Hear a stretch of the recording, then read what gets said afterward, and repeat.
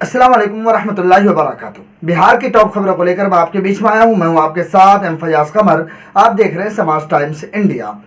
दोस्तों, खबर शुरू करते हैं पहले बिहार की उथलती पुथलती राजनीति को लेकर। बिहार की राजनीति इस वक्त बिल्कुल गरमाई हुई है, खासतौर से चिराग पासवान को लेकर, यानी कि एलजेपी रामविलास को लेकर। चिराग पासवान की अभी ये तक जगह नहीं हो पाई कि आखिर वो किस दल में अभी है, एनडीए में है या इंडिया अलायंस में है। लेकिन मैं आपको बताऊं, लगातार ये सूत्रों के मुताबिक खबरें आ रही हैं कि बहुत जल्द जो है चिराग पासवान इंडिया अलायंस को ज्वाइन करने वाले हैं।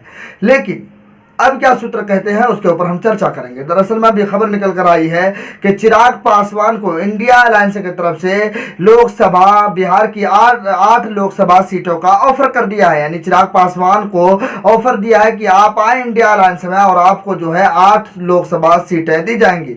वहीं पर अब एनडीए की तरफ से जहां चिराग पासवान को सिर्फ और सिर्फ 3 सीटें दी जा रही थी, अब जो है 5 सीटें देने का वादा किया है। वहीं पर जो है एक राज्यसभा भी सीट देने का ऑफर कर दिया है। अब ये बात खुलासा नहीं हो पा रहा है कि आखिर चिराग पासवान जाएंगे किधर, एनडीए में या इंडिया अलायंस में। चलते हैं एक और बड़ी खबर की तरफ। बड़ी खबर है पप्पू यादव को लेकर। पप्पू यादव ने खुलासा किया है, उसका एक वीडियो बहुत तेजी के साथ वायरल हुआ है। पप्पू यादव ने यह घोषणा कर दी है कि उनकी बातों से ऐसा अंदाजा लगाया जा सकता है कि पप्पू यादव चुनाव लड़ सकते हैं लोकसभा का। पूर्णिया लोकसभा से फिर से महागठबंधन की तरफ से इंडिया अलायंस के उम्मीदवार हो सकते हैं पप्पू यादव। दरअसल में पप्पू यादव एक वीडियो के जरिए से उन्होंने कहा था कि शुक्रिया पूर्णिया, जय पूर्णिया, सलाम पूर्णिया, नमस्कार पूर्णिया, इस किस्म की बात कहकर उन्होंने कहा है कि अब लड़ाई होगी पूर्णिया की, आज़ादी की अब लड़ाई होगी। यानी आज़ादी से मुराद उन्होंने आर्थिक आज़ादी की बात की थी। तो ऐसा कयास लगाया जा रहा है। सूत्रों के मुताबिक खबर आ रही है कि पप्पू यादव कांग्रेस से बातचीत कर रहे हैं। हो सकता है कांग्रेस के टिकट पर पूर्णिया लोकसभा सीट से उम्मीदवार हो सकते हैं पप्पू यादव। अब चलते हैं एक बड़ी खबर की तरफ। बड़ी खबर है बिहार के लैंड रजिस्ट्री को लेकर। बिहार में जमाबंदी के नए नियम लागू होने के बाद जमीन रजिस्ट्री में कई तरह की हो रही परेशानियों को देखते हुए मद्य निषेध उत्पाद एवं निबंधन विभाग ने एक नया गाइडलाइन जारी किया है। इसके तहत अब रजिस्ट्री होने वाले हर दस्तावेज में विभाग की तरफ से 18 बिंदुओं पर जारी घोषणा पत्र विक्रेता के हस्ताक्षर से हाँ व ना में जवाब के साथ लगाना अनिवार्य कर दिया गया है। ये नियम रजिस्ट्री ऑफिस से बुधवार से ही लागू कर दिया गया है। नए नियम के बाद प्रभावित हुई जमीन रजिस्ट्री। अब इसके बाद जो है विभाग की तरफ से व्यवस्था इसलिए लागू की गई क्योंकि जमाबंदी के नए नियम लागू होने के बाद जमीन रजिस्ट्री काफ़ी प्रभावित हो गई। बहुत सारे जमाबंदी के अंचल ऑफिस ने ऑनलाइन नहीं किया है। ऑफलाइन जमाबंदी का रसीद उपलब्ध होने पर भी रजिस्ट्री नहीं हो पा रही थी। इसके अलावा भी कई तरह की परेशानियां हो रही थी।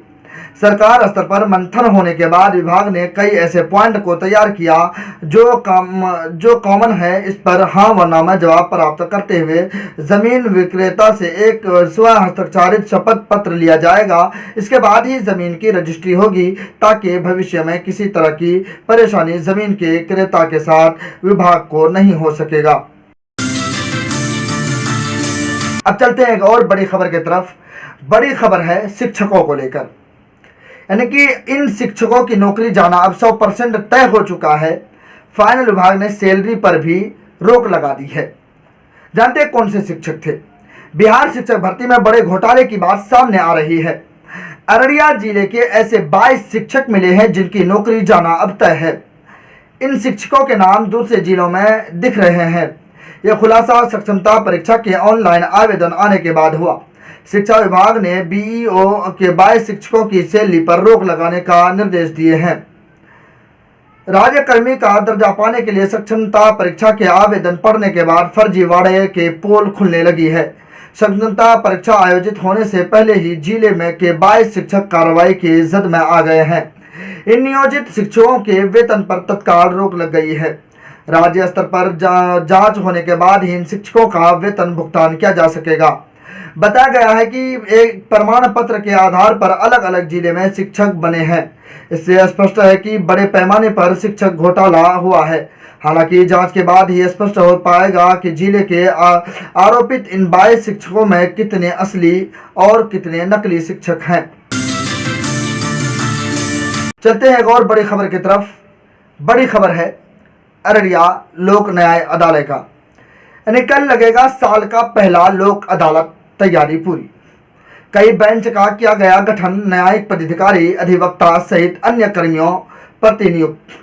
जिला व्यवहार न्यायालय परिसर में शनिवार को राष्ट्रीय लोक अदालत का आयोजन किया जाएगा।